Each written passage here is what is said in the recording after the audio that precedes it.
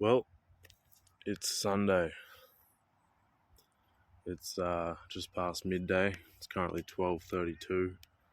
Sunday, the 3rd of April, 2022 at 12:32. And I'm sitting in the bush again, such as I was in my last podcast that I created a few days back. I've been coming out here every day. It's just peaceful. I'm on my own. There's no one around but the trees and the birds and the insects and the butterflies and the bush turkeys and the worms, the flies, the caterpillars. And you know what? A part of me, in fact, most of me, what is me? Me is simply my egoic perception of myself. But anywho, a part of me, who I perceive as Liam, this being in this human flesh body, seems to think that nature, in its essence, when you're out in the bush and when you're out in the forest or whatever you are, when you fully, truly immerse yourself in nature, there's no one around but you and nature, which is us, essentially. We are nature. I mean, we are a part of nature, but people seem to have got that all misconstrued and misinterpreted because we think that we are the highest animals, the highest, most evolved beings on the planet.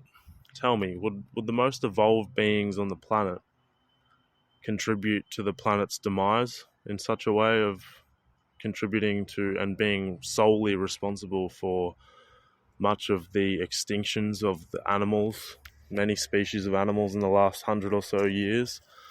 Would the highest, most evolved species on the planet be solely responsible for wiping out over 100 million of its own species members purely due to wars and genocides in the 20th century, which was last century, in the last 120 years? Makes you think, doesn't it? I don't, to be honest, I don't think that's the case. I don't think myself, as my egoic consciousness or my egoic mind, who is aware of myself and my flesh body as being Liam Maxwell, thinks that the highest, most evolved species on Earth would be one that would take out and carry out such malevolent activities. I really don't think that's the case. Do you see birds? Do you see worms? Do you see sharks? Do you see any other animal trying to dominate and carry out, not just dominate, carry out genocides and wars upon each other? No, they're just out trying to protect themselves, do what they do as animals, feed their family, and propagate and perpetuate their own species, which is the meaning of life, essentially. To continue life, to continue the continuation of the species, to maintain life, which is to give birth to another generation, to a new generation, to continue the evolution of your own species. That is essentially the meaning of life in its animal essence. And to think that we are not animals when we've engaged in such barbaric behaviours throughout human history, more so in the last 100 or so years, because we've lost our way, we've lost our connection to nature. In fact, we've become so disconnected that we think we are not even a part of nature. A lot of people, a lot of scientists, a lot of the smartest people, the so-called smartest people in the world, don't think we're even a part of nature because they think that we're above nature. They think we're the most highest, most evolved species in the animals and nature and the trees and the plants and the things that have been around, well before us, well before we were ever around as Homo sapiens, which is what we are, they think that we are the most evolved. I think that's totally wrong. And I think that's a very arrogant and egotistical way of perceiving our current status on Earth. In fact, I think we can learn so much more from nature when we truly immerse ourselves in it than we can from ourselves as a species. Because the way we're heading, if we continue our approach to life in terms of a global scale in civilization, it's not looking great. But of course, there's always a solution. There's always a way out. There's always light at the end of the tunnel. And of course, that's where I've found meaning in my life. That's where I've found a purpose and a reason to exist and to continue. There's been many times in my life where I've been depressed, where I've thought about ending it all, but then I think, well, fuck. If I can give hope to one person, to one child, children of the future, children of the next generation of our species, the continuation of our species, the continuation and the possibility of us living in a better world, if we teach our children through proper education of how to live in a wise way, which is my aim, then that gives me a reason to live. Many of the things I see in society today around me dishearten me and make me feel sad. The way people live, the way people are so disconnected, and it's made me... Look, I've self-medicated with drugs for many years now. I'm not going to lie about that, because the way life is for humans at the moment has made me feel, as an empath, I take on the energies of other people. I feel the pain of many people, if not everyone, and I take it on. Then that has led me to want to seek to numb myself through drugs and substances and abuse, and I've become addicted to many substances in my life, but that's just my nature. I'm someone who, it's a tendency of mine to, if I'm not interested in something, I really don't care. And I don't care about the mundane shit that most people do. The seeking of fame and fucking material shit and status and admiration by people. I don't care about that, because I've been... You know what? I think it's part...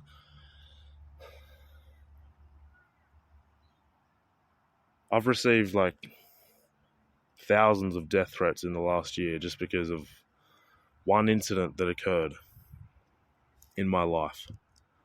And people judge, and they don't even know me. They have no idea who I am. They've never met me.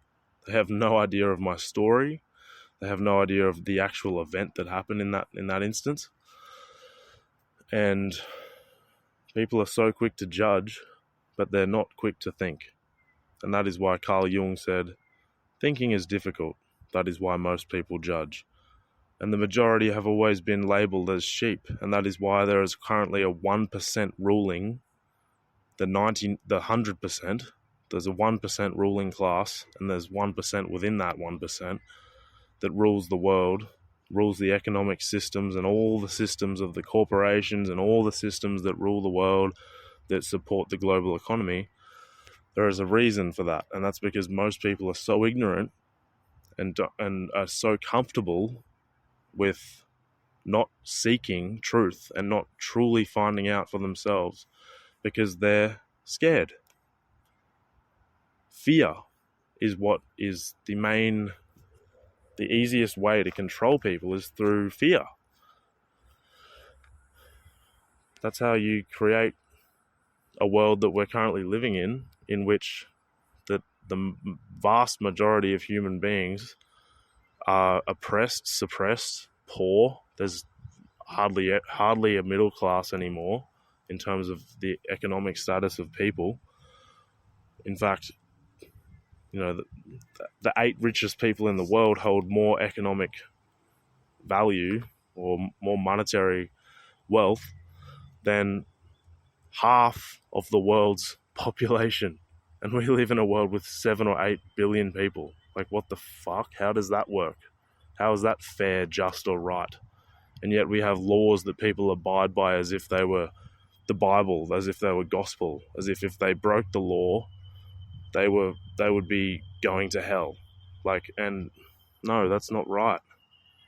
Just because the law, LAW, exists, and we have police. I have nothing against police. There's good and bad within every culture, every society, every race, every group. But just because there's a law, that doesn't mean that it's right. That doesn't mean that it's fair. That doesn't mean that it's just. That doesn't mean that it's in any way contributing to a world in which we can attain harmony with each other and peaceful coexistence and no wars and, a world in which people get along and are happy and content. That seems so far away right now. And most people don't even, if I mention that, often people are quick to think, like, they'll probably just turn it off or stop listening, and they'll just tune out because they don't even believe it's possible. Is that not sad? Is that not like people don't even believe that our essence, our fundamental nature, our highest form as Homo sapiens, as human beings, as conscious beings who have free will and can choose how to act, to think that we can't even fathom the potentiality or the potential of us living in a world that is peaceful and in which we all coexist without violence and hatred and wars and genocides. What type of world are we living in? We have to question things. If we're ever going to solve these problems, we have to question. Do we not? Now, as I do in most of these podcasts, I'm going to go into my OneNote app and draw out a few little essays which I tend to write very often. And I'm going to read a few of those and then I'll wrap it up, because today I'm not feeling 100. It's not that I'm not feeling 100%. I'm just feeling affected by a lot of the energies that I'm seeing in society when I walk around and go in public, which I was out in public earlier today. And so I've had a few Jim Beams, to be honest. And look, I'm not an angry drunk, but every drug affects every human being differently because we're all individuals. We all have different brains and therefore different brain chemistry and chemical makeups within our brains. We all have a different physical anatomy, although we are all interconnected and all one species. So therefore, everything I feel, everything I think, everything I do affects every other being on the planet. That's just the nature of energy. All is mind. Mind creates matter. Consciousness is the beginning. Before we even think a thought, there must be consciousness present, right? Even in the Bible it says, in the beginning there was the Word, and the Word was God. Does it not? That's Genesis 1:1, the very beginning of the Bible. For there to be a word, and a word, what is a word? Let's break it down. A word is something that carries meaning, that we can speak with our mouths through our throats to another person with frequency, which is a vibrational frequency, because we're talking, what I'm talking right now, it has sound. Sound is a vibration. It's coming from my throat and within me. I'm manifesting it within my mind. Before mind is consciousness. Therefore, before we think a thought, there must be consciousness present. Now, the difference, what some people might think, well, I wasn't conscious of doing this. It doesn't matter. There might be subconscious thought. There might be 90 to 95% on average has been scientifically tested of most people. Their actions, 90 to 95% of the actions of the average human being on a daily basis are made subconsciously, which means beneath the level of conscious awareness, which means they're not aware of the actions they're taking, but they're taking them. They're still deciding to do it, but it's a habitual, conditioned action that they're doing. Now, obviously, to become an enlightened being, that would mean to become conscious of everything you're doing and everything around you and all things 100% of the time. That is why the great sages, the great seers, the great mystics, the great prophets and biblical, gods and whatever have been known to be enlightened, because they were simply so much more aware and conscious than the majority of people who were living at their time of inhabitants and incarnation on the planet. That's what it means to be enlightened, is to be fully aware and conscious, and to not be, like, for example, I always tell people this example of when I'm trying to explain this. All right, let's say I was in a classroom, right? I was in a maths class. There's 30 other kids in the class. The teacher's writing on the blackboard or the whiteboard, whatever. He's trying to do a class session on maths, on algebra, for example. I keep tapping my right foot, right? I'm not aware that I'm doing it. I have no idea that I'm tapping my right foot on the ground, because maybe I'm anxious, I'm nervous, I don't like math class, I'm in the front row and I feel judged by the people behind me. I don't know. But anyway, I'm tapping my right foot and I can't stop. And everyone else in the class is starting to get irritated by it. And they all can see it. They're all aware of it. And they're all like, fuck, is this guy ever going to stop? Until Joe Blow at the back has some courage to say, "Oi, Liam, bro, like, do you reckon you could stop tapping your right foot? Like, it's kind of irritating. I'm trying to do my work here." Then, until then, and only then, until we become aware of a fault, something that we're doing that we're not aware of that might be irritating others or affecting people in a negative way, until we are aware of a fault or a flaw of ours, can we overcome it? We cannot overcome anything that is detrimental that we're doing, that we're not conscious of, until we become conscious of it. Is that not clear? Is that not simple to people? Like, it's so obvious. And that's all I've got to say about that. I probably am coming across as a bit angry today, but I've got a message to get across, and sometimes people just don't want to listen. It's kind of frustrating. It's like they're so unaware that they are comfortable with being unaware, and they're comfortable living a lie, a facade of comfortability, and not ever seeking and chasing truth, which is the only way we're ever going to evolve, the only way that we're ever going to evade this potential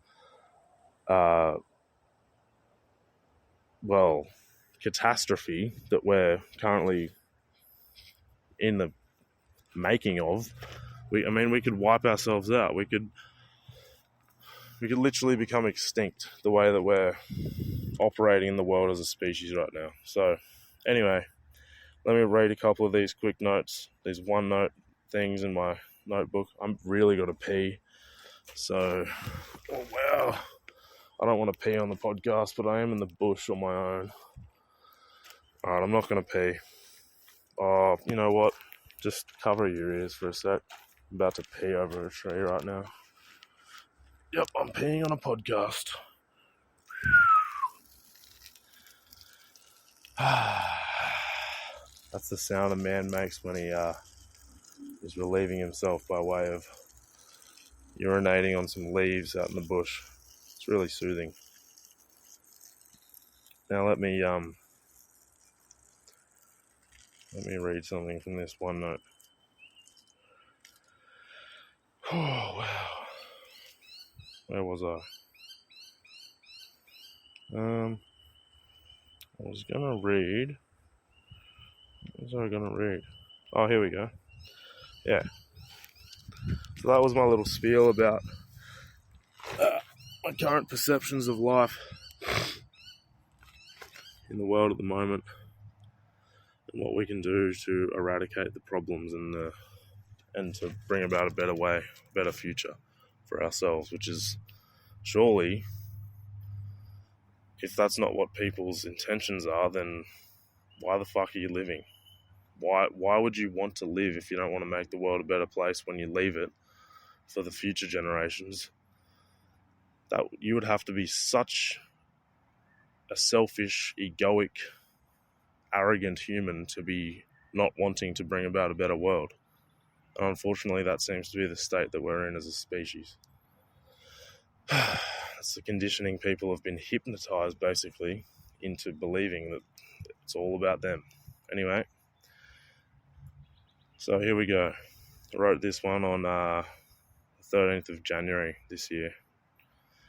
Telling people what to do, which is probably what I've been doing then. It's not that I didn't mean to tell you what to do, I'm suggesting things. You can live your life in whatever way you want. If you want to be an egotistical, arrogant, selfish fuck, go ahead.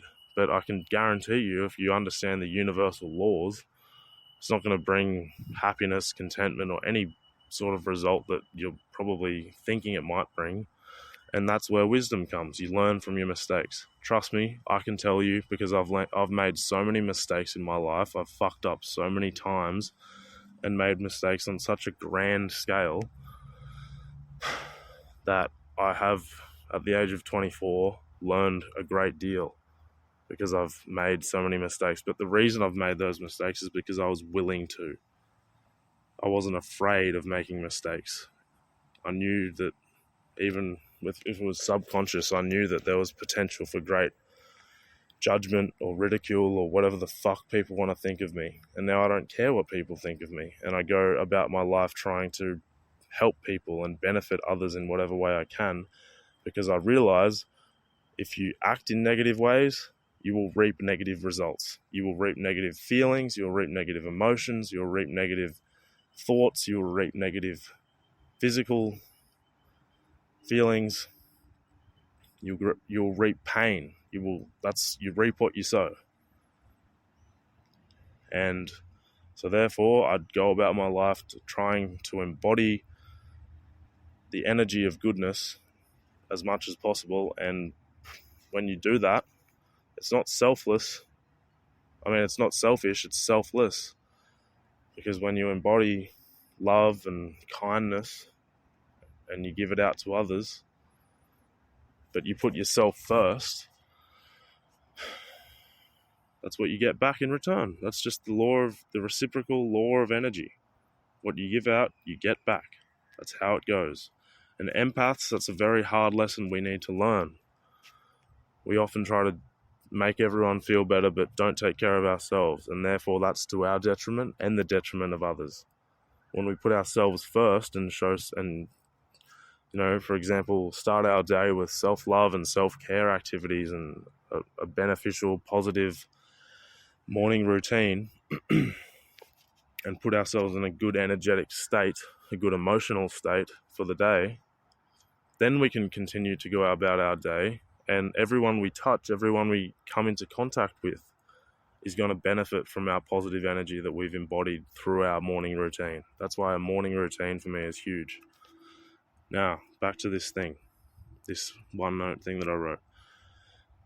Telling people what to do will never be an appropriate approach in persuading others how to act, even if you may be the wisest being on planet Earth.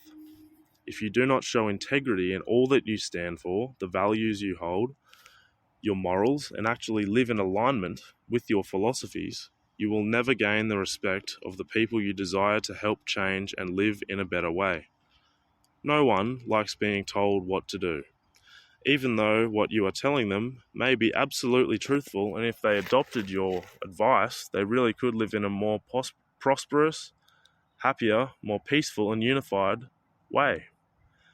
If you are unable to live what you preach to others, unfortunately, you will never amass as much of an impact on anywhere near as many people as you potentially could have helped grow, evolve, and improve the well-being of. This is not always easy for those of us who have such deep philosophical minds, always pondering the deeper aspects and questions life poses at us all. For we often intellectually understand what is the right way to live, though the current society and civilization we live within certainly makes it extremely difficult to live in accordance with true justice. Humanity is in a state of mass confusion. Some have even gone so far as to label the current state of global affairs as a mass psychosis. People are being misled and lied to on such a widespread scale by people they have been conditioned to believe they should trust wholeheartedly. What we can do, those of us who see beyond the propaganda, deceit, misinformation and unfairness being propagated throughout the world at this time, is, instead of trying to change the world, which is clearly well out of reach for any of us, is simply to focus on our daily, individual interactions, our daily lives, and making the absolute best out of every moment we share with the people in our lives, whether it's the random lady at the corner shop, your boss, your wife, kids, or the homeless person on the sidewalk. We should all strive to do our best to make these interactions as positive as we possibly can. For the power those seemingly minuscule, insignificant glimpses of our day actually hold is so much more powerful than we have been led to believe. One moment in time, a smile, a kind compliment, or a random act of generosity can completely change a person's day.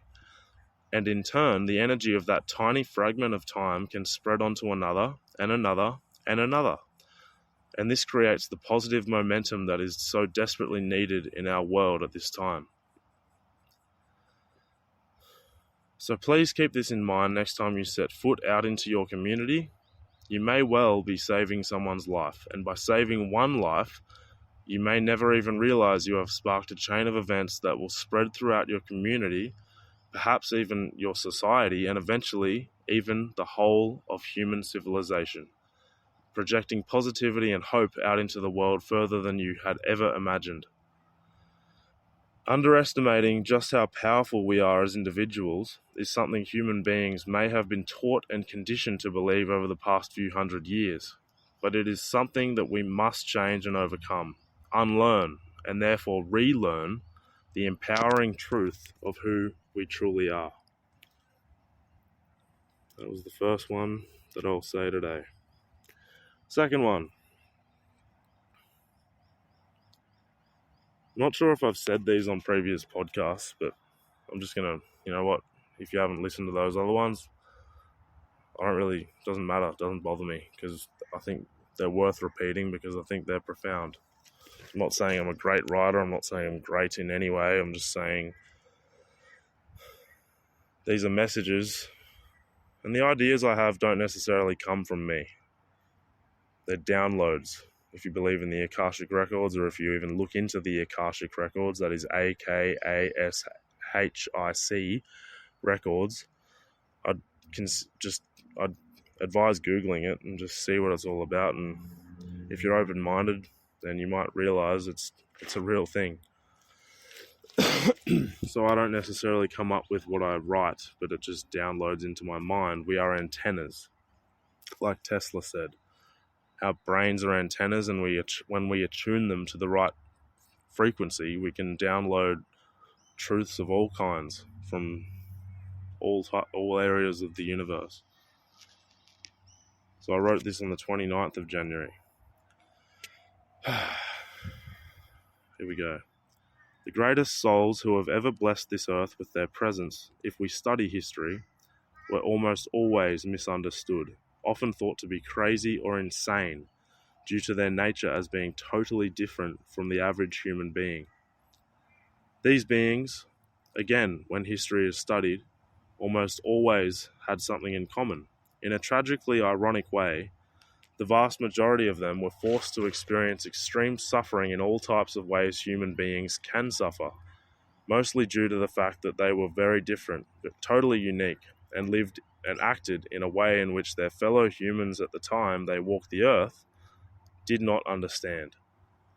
This, although often was to their demise and they were killed for their indifference to the vast majority of people, allowed them to develop an extreme capacity for empathy. For example, when Jesus Christ spoke the words, "Forgive them, for they know not what they do," he was coming from a place of extreme awareness as well as empathy, for he understood that the way in which the majority were living could be experienced by them in such a more beautiful way.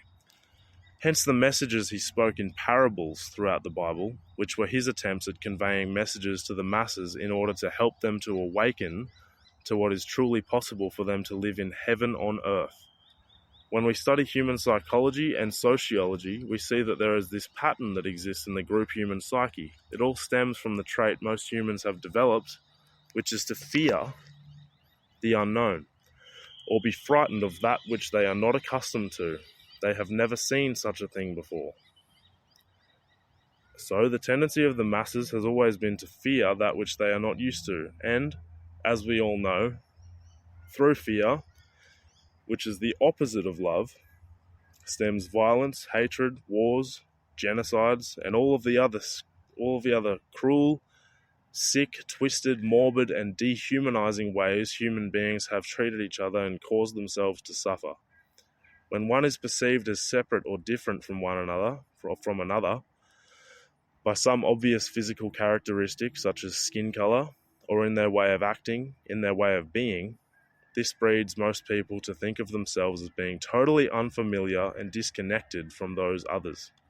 We forget the truth that we are all human beings, billions of individuals who all together coexist in absolute relationship with each other. The reason we are all interrelated and exist in an interconnected way is due to one simple fact. We are all one species. Until we all realize this and are able to end viewing each other's differences through a fearful lens, the suffering we have not yet been able to rid ourselves of, inflicting upon each other, will inevitably continue. With this awareness and knowledge, we can begin to see how we have been completely ignorant, so as how to best live and how to act towards one another. We must understand our true nature, ultimately in relationship with all other beings on our planet. Our true essence is to live in a harmonious way together, acknowledging our individual uniqueness, being aware of it, yet living in a whole, unified, holistic way. This is the only way forward for us. We must come to live out this truth in our thoughts, decisions, and actions, which ultimately and intimately create our reality. I think I have said those things on the podcast before, but I think I had one more that I was gonna read. This is the one. 3rd of February I wrote this. This is the last one I'll read, and then we can stop listening to Liam today. Whether you believe something can or cannot be done, whether something is possible or impossible, it is not up to you to judge and conclude what is true or not true. That would be to say that you are God. But for those who are able to see the pristine clarity of truth which is revealed through the eye of pure awareness, we come to a profound understanding. When we become conscious and fully immerse ourselves in the present moment, we notice the nature of reality for what it is.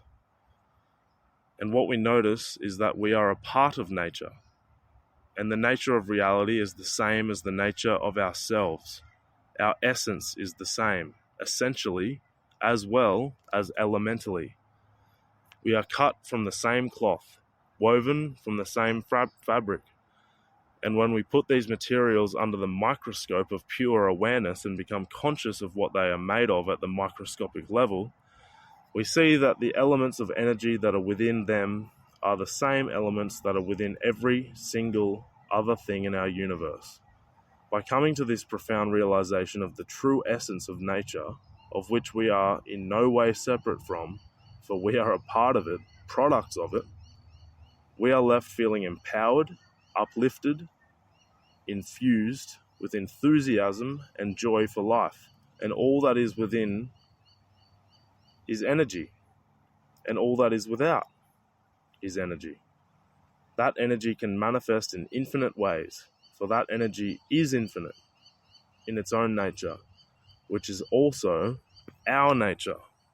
And that nature is what many call God. All right, well, that'll do for today. Holy dooly, 36 minutes of a 45-minute potential podcast. Yeah, cheers. Here I am in the bush, sitting down. I'm going to go drink some more Jim Beam and learn some more stuff for future podcasts and for future self-development. All right. Hope you guys have a wonderful day or night. Goodbye.